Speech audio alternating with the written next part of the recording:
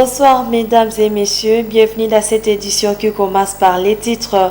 La construction de l'église paroissiale de Sekizito à Voulema progresse normalement. Les responsables de cette paroisse du diocèse de Butembo-Beni se réjouissent de l'évolution des travaux et remercient chaleureusement les fidèles qui financent majoritairement ces projets ambitieux. Le curé de la dite paroisse appelle le chrétien du diocèse de s'investir pour les travaux de bétonnage du jubé qui approche.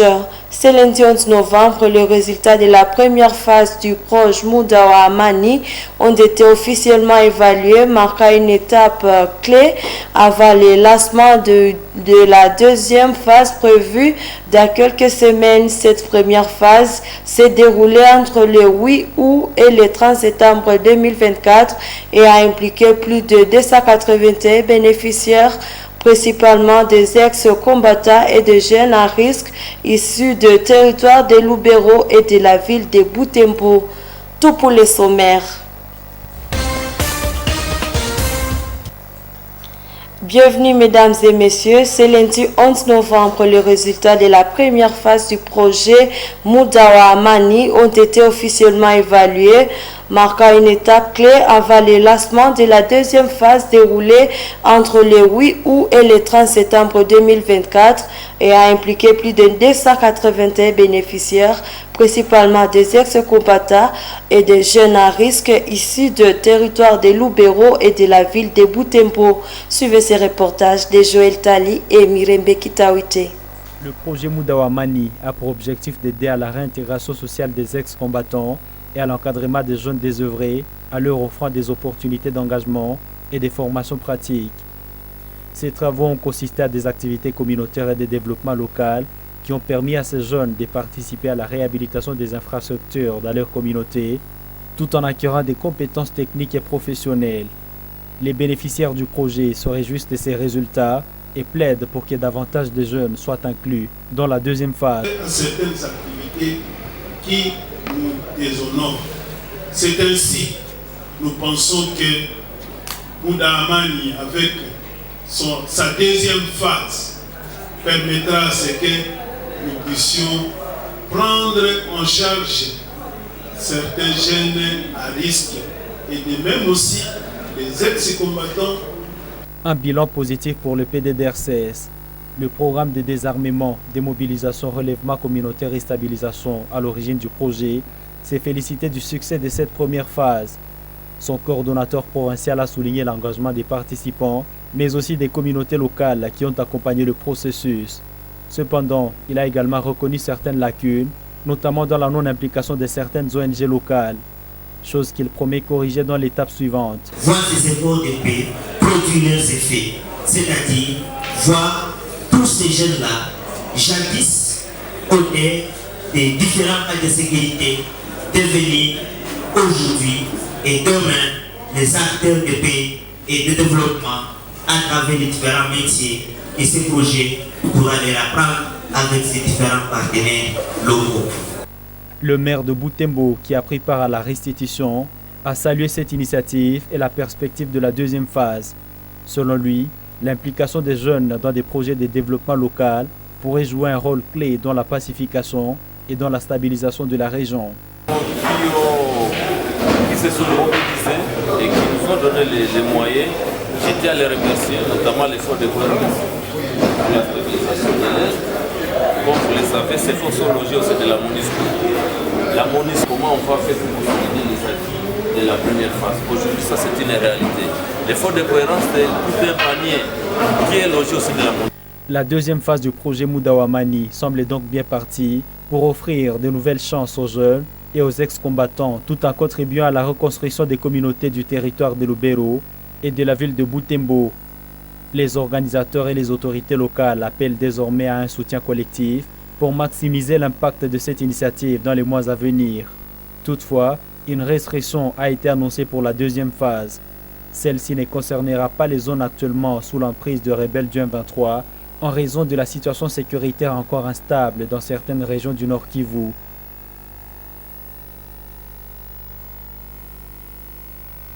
Le programme alimentaire mondial PAM a apporté son soutien à 22 135 ménages de déplacés de guerre au mois d'octobre dans la ville de Butembo et dans les territoires de Lubero.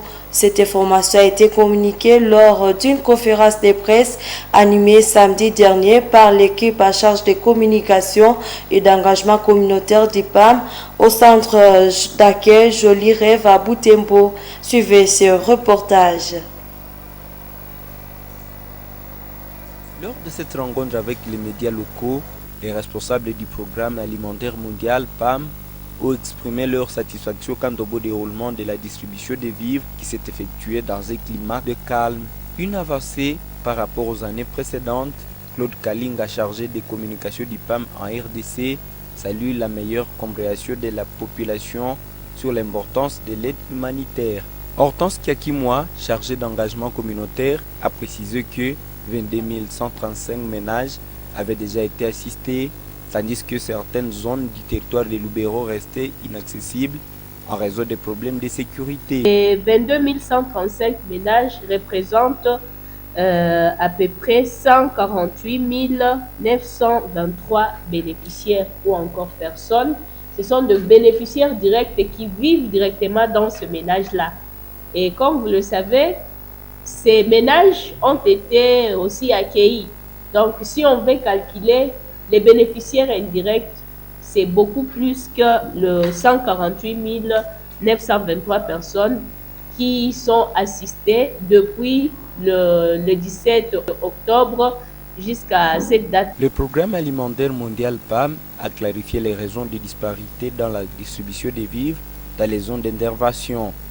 Selon les responsables de la communication de cette organisation, la quantité de vivres distribués est calculée en fonction des besoins énergétiques individuels, soit le nombre de kilocalories nécessaires par personne et par jour. Lors de cette même conférence, le PAM a affirmé son engagement en faveur de la promotion de la paix. L'organisation précise que son action ne se limite pas à l'aide alimentaire, mais qu'elle soutient également des projets de résilience destinés à renforcer les communautés locales face aux défis sécuritaires et socio-économiques. Ces initiatives, selon le PAM, visent à contribuer durablement à la paix et à la stabilité des régions affectées par les conflits.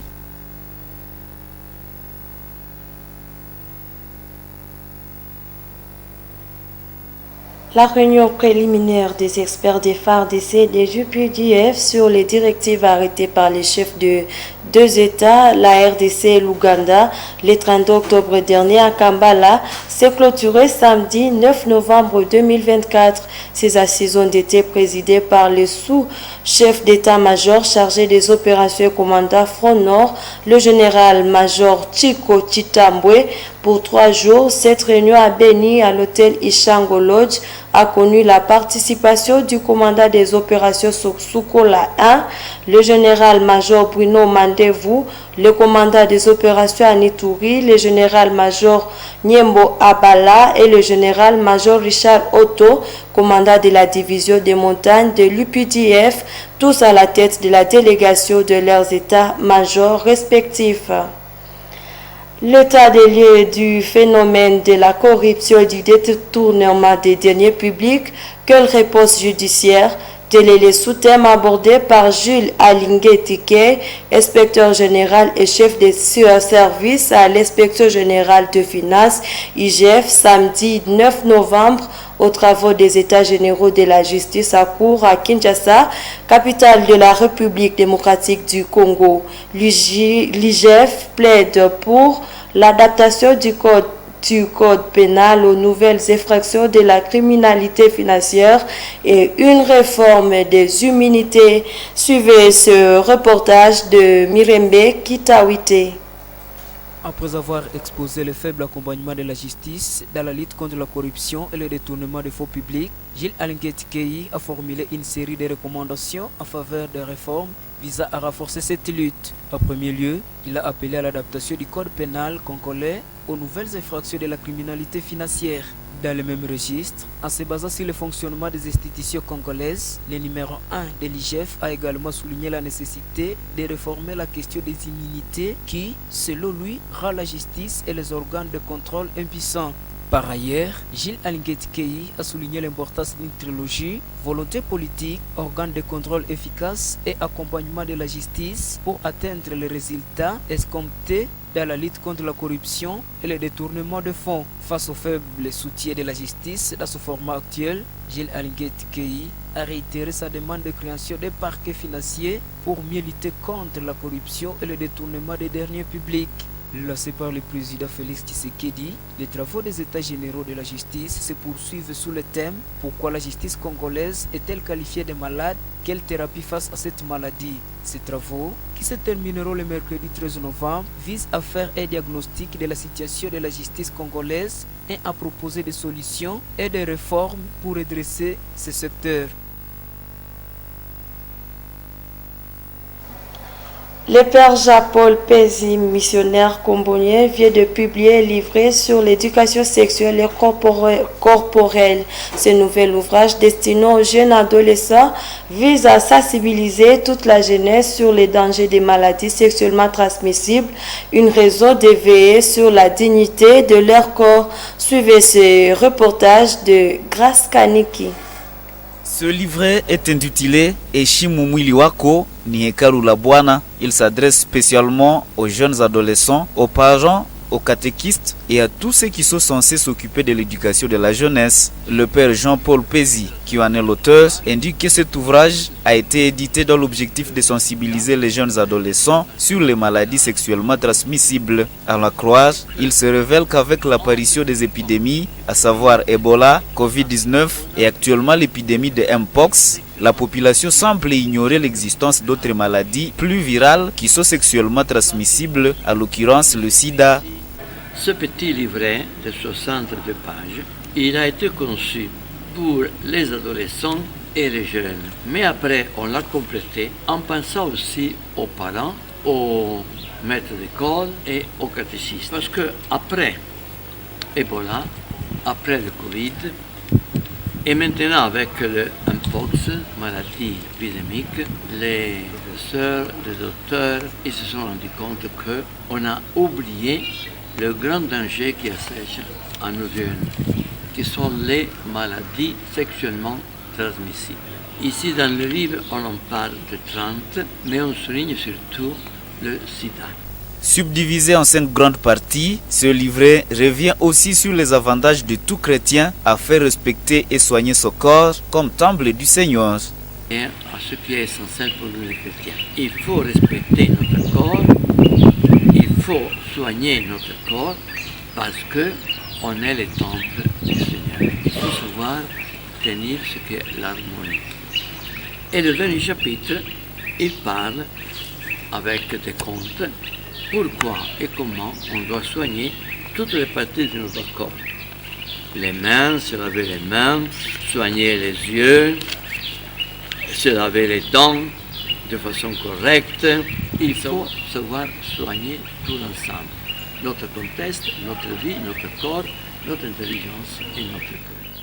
Le père Jean-Paul Pézi appelle les jeunes adolescents à se procurer cet ouvrage pour assurer leur éducation en vue de meilleurs lendemains. Comme je l'ai annoncé au sommaire, la construction de l'église paroissiale de Sekizito à Voulema progresse normalement. Le responsable de cette paroisse du diocèse de Butembo-Beni se réjouit de l'évolution des travaux et remercie chaleureusement les fidèles qui financent majoritairement ces projets ambitieux.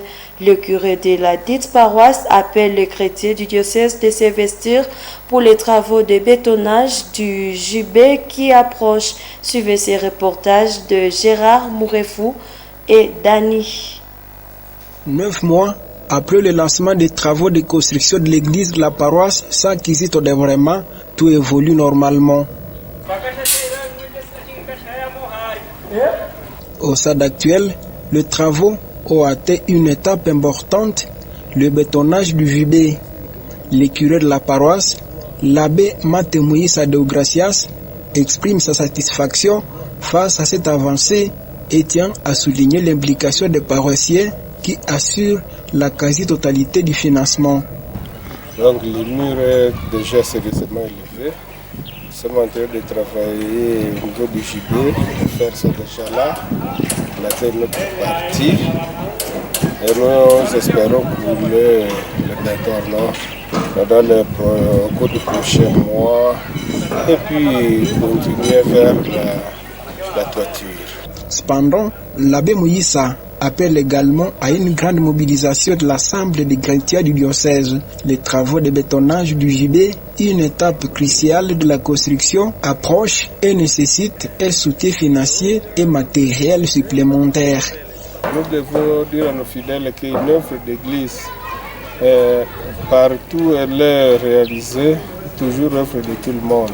Donc, cette église nous appartient à tous, appartient aussi aux générations à venir, c'est pour laquelle tout n'ignorera pas que chaque paroisse, chaque secteur, chaque barrage, partout ces structures d'église se retrouvent à des projets et aussi des projets dignes de foi.